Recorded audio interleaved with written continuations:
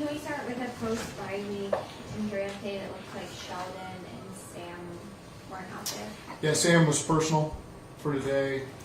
Sheldon has a viral illness right now. We'll keep working through that.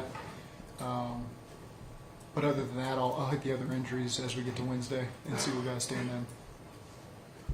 Do you expect Orlando Brown to be able to practice? We'll see. We'll just get to Wednesday and we'll see where everybody's at.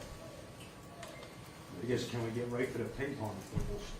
Yeah, just creating energy in the locker room. You know, it's December football now, and need everyone to be at their best. Need everyone to have energy when they walk in the building. That creates some competitiveness. That's about all there is to it. When did y'all make that decision that was going to be a thing? It's something I talked about for a couple weeks now. Yeah. What was the reaction like when they were coming back from the players? I wouldn't say it was much of a reaction. They're free to go. There's still a bunch of guys in there right now. Is that Exactly. meaningful? Yeah, I think it is. I just want guys to interact and you know, so that's one way to do it.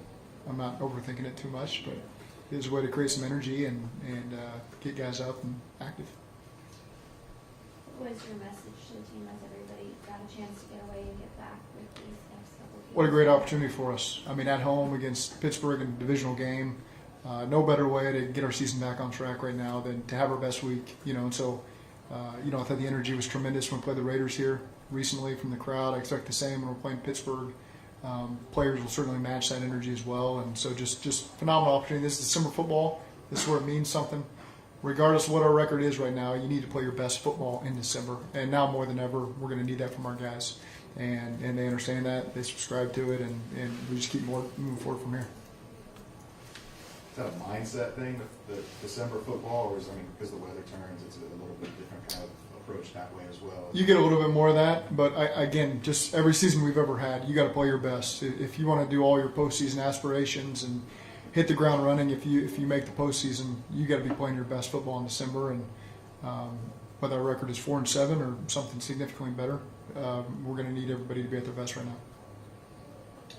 When you look at the defense, kind of how it's fared, what's kind of the biggest thing that jumped out when y'all self-scouted during the bye? I think, you know, you look at the second half of the game last week, that's how we want to play football, getting stops, ton of energy, a lot of different guys making plays over the course of the half there. And so we just got to keep that momentum going and capitalize on that and minimize the explosives, certainly. I think that's pretty key if you look at the first half in that game. And so continue to play good football and, again, just minimize those explosive plays. How much of trying to find the right blend of who should be like in spots in that secondary has maybe played a role into why it hasn't been as consistent as y'all? That's part of it. I think a lot of teams go through that, you know, due to injuries or whatever it is. You hit this point of the year, and it's always guys that are maybe more in a reserve role at one point in the season that are having to step up. And so that's certainly no excuse for anything that's happened in our season so far because we're one of 32 teams that's got to deal with that kind of stuff.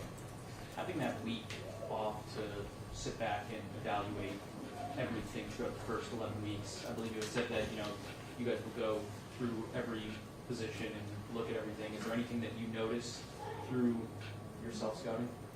I think it's stuff that we look at every single week. So there's nothing that just, oh, wow, that catches your attention because I think at this day and age, you know, we've got access to so much information as the season goes, and we make sure we comb through that. You know, we had a bit longer week with the Thursday game, and so, again, we're just trying to put our team in the best position to go out there and play good football in December. And that starts this week against Pittsburgh, and our guys are excited about it. What about Josh Newton tells you that the situation isn't too big for him as a rookie? He's had a great mindset. You know, he's had tremendous energy, very focused, very mature for a young player in terms of how he conducts himself on the field and how much it means to him. And so, again, I was pleased with some of the things that he's done, you know, just his mentality as he's gone out there and practiced even today. Impressive young man, and we're going to count on him going forward. A couple of the guys were talking about you went good on good in practice today. Is that a standard post-5 script, or is that something that was kind of a new? You know, it was just 7-on-7, so it wasn't 11-on-11 or anything like that. So I wouldn't read too much into it. Sometimes it's the most efficient way just to get the reps in and get, you know, kind of the ones more reps. And so to go good on good was a way to do that. I think every single bye has come at different points in the season, and so the schedule's always tweaked a little bit.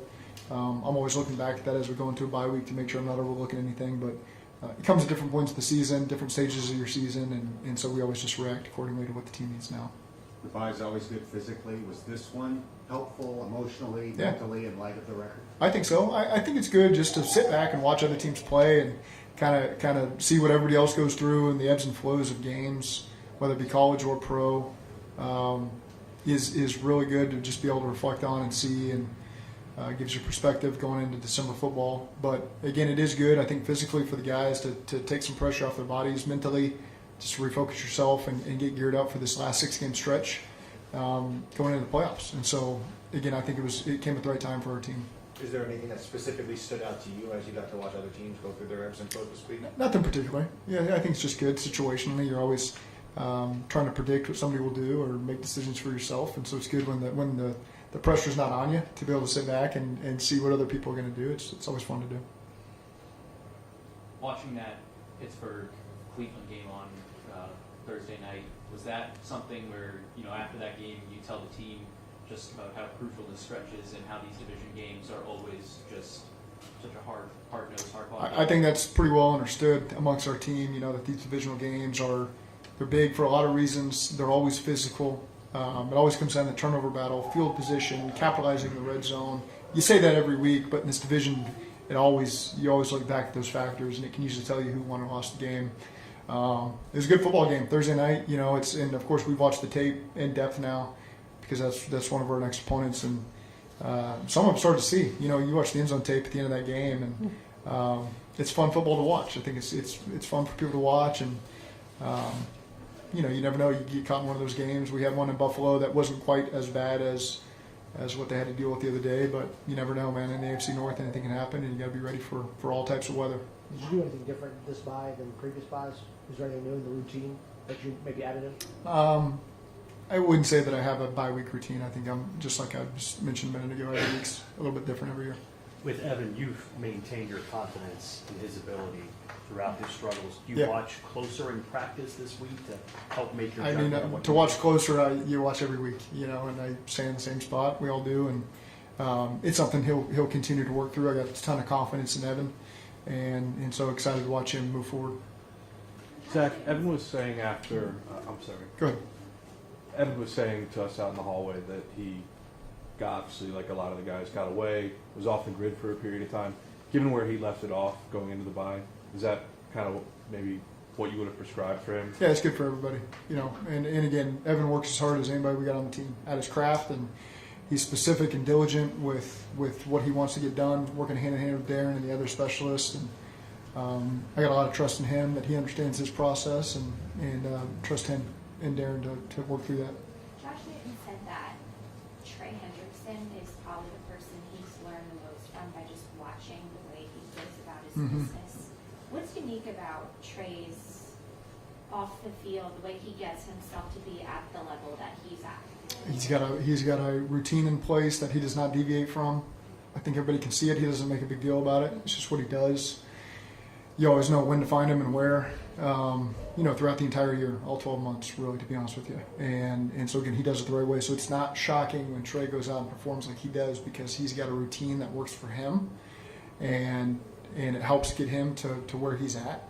Everyone's got to have their own routines. Not everybody has to do what Trey Hendrickson does. That's what works for him. But it is important for guys like Josh Newton, these rookies, to see, if you've got a routine in place and you know what to expect from yourself every Monday and Tuesday and so on, it gives you your best chance to survive and thrive in this league. And so I think it's good that someone like Josh notices Trey Hendrickson. He's one I would point to that has an outstanding routine that he follows and has gotten him to where he is. And it's important for those guys to establish their own routines. Is he up there with some of the guys? Like, I mean, you guys have talked about Vaughn and just how meticulous he is. Like, is Trey up there with Yeah. some of the guys that you coach that, like, their consistency is, like, just completely stands out? Yeah, and I don't see everything that goes into that, but he's arguably there at the top with all the great ones you've been around in terms of their work on their own, because everybody's in the meeting, everybody's at practice doing that kind of stuff, but the work that Trey puts in on his own time,